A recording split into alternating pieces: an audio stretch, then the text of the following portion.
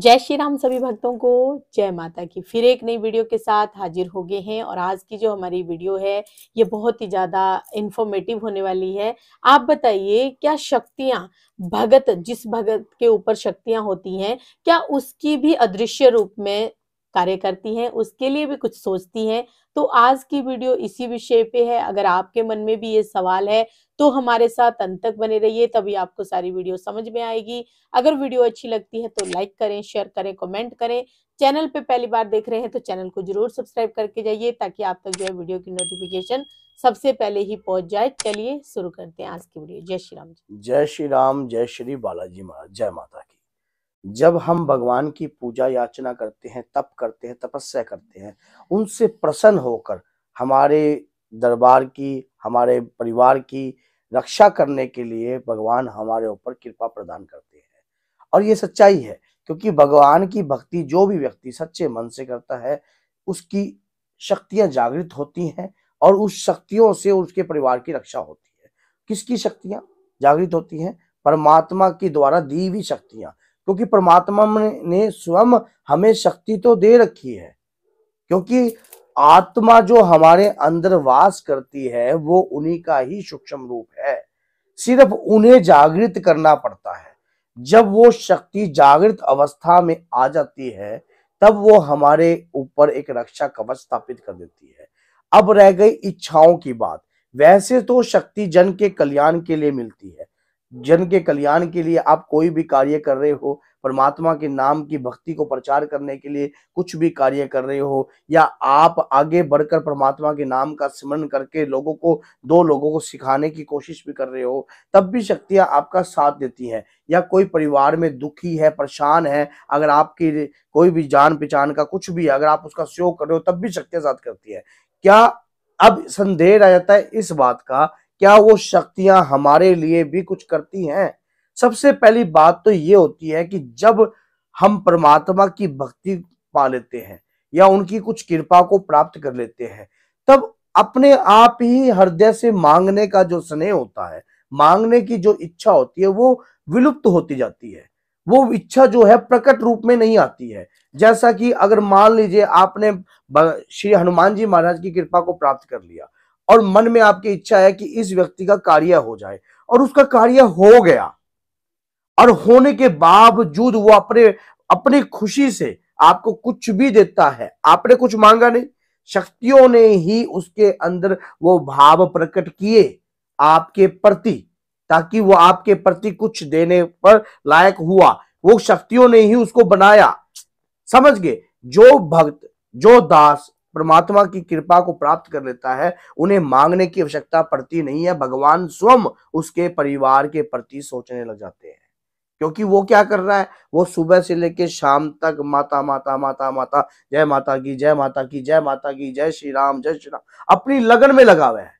उसे अपना घर नहीं दिख रहा, अपना परिवार नहीं दिख रहा। लेकिन मैं ये नहीं कह रहा कि सभी जो भी कई लोग हैं काम धंधा छोड़कर, काम हमारा कर्म है, उस कर्म को हमें करना ही पड़ेगा, क्योंकि उससे जो हमारे ग्रस्त जीवन जो हमारे साथ बंधा हुआ है वो तो पूर्ण करना पड़ेगा। लेकिन पूजा के समय में आप 2 घंटे देते हो, वहां पर आप 8 घंटे दे रहे हो, ये परमात्मा की कृपा है, इसको आप बना सकते हो।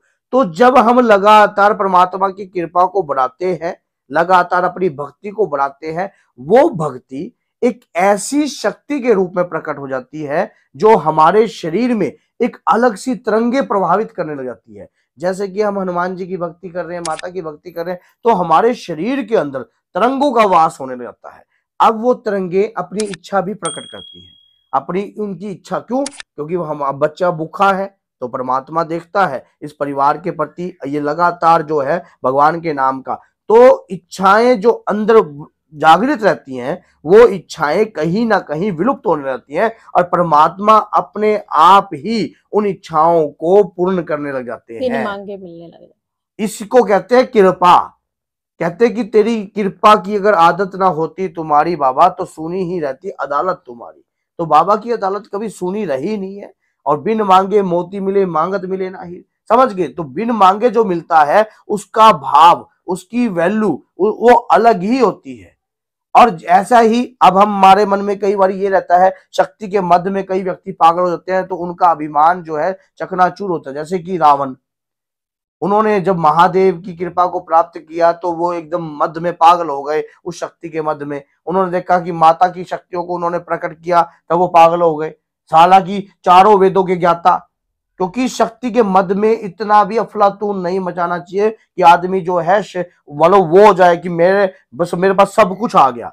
देखिए, शक्ति एक मर्यादा के लिए होती है, आपके शरीर पर वास करती है, उनकी तरंगे वास करती हैं, उनकी कृपा वास करती है, और ये सच्चाई है, इसमें 1% भी झूठ नहीं है। जो व्यक्ति आध्यात्मिकता से अपने इष्ट आराध्य से जुड़ा हुआ है वो इस बात को गहराईता से जानता है कि परमात्मा की कृपा कैसे प्राप्त होती है और वो कृपा कैसे कार्य करती है।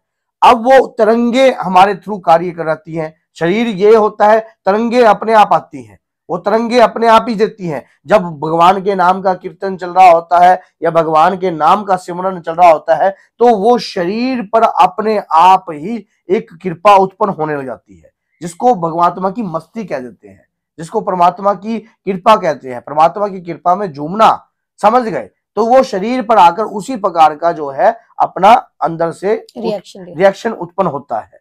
तो इसी प्रकार से क्या होता है कि जब परमात्मा से मांगने का समय होता है तो मांगने का समय तो विलुप्त तो होता जाता है।